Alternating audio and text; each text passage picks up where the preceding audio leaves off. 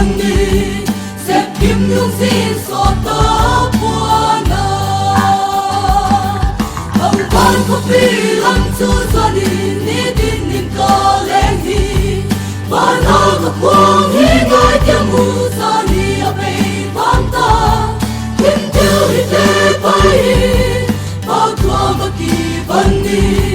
xếp kim nhung xin so ta buana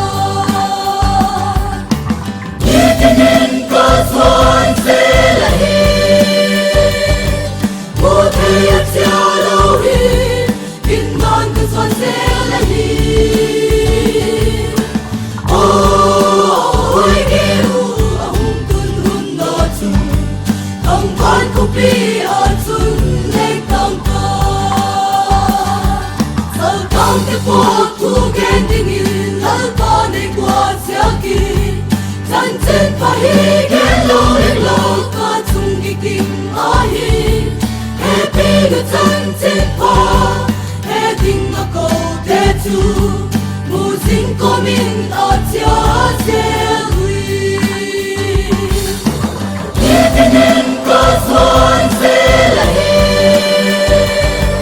có thể chia đâu hi kinh ngon của xuân sẽ là hi ôi kêu ông tuân hôn nó chung không còn có bi ở chung lấy công ca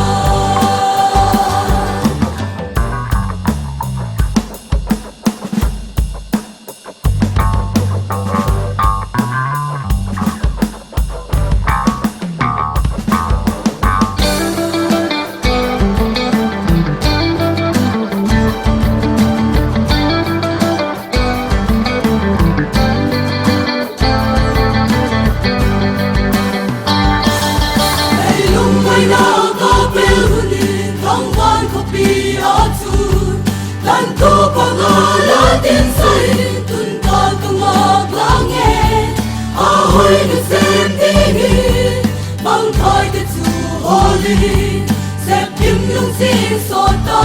buona như thế nên có xuân sẽ là hi một thời ấp xa đâu hi kinh ngon của xuân sẽ là hi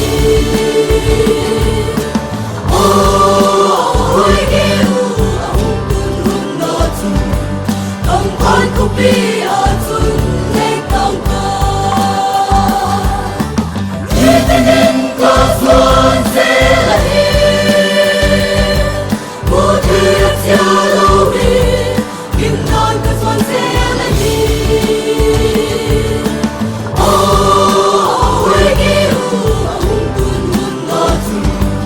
không còn có bi ở chung lên công ca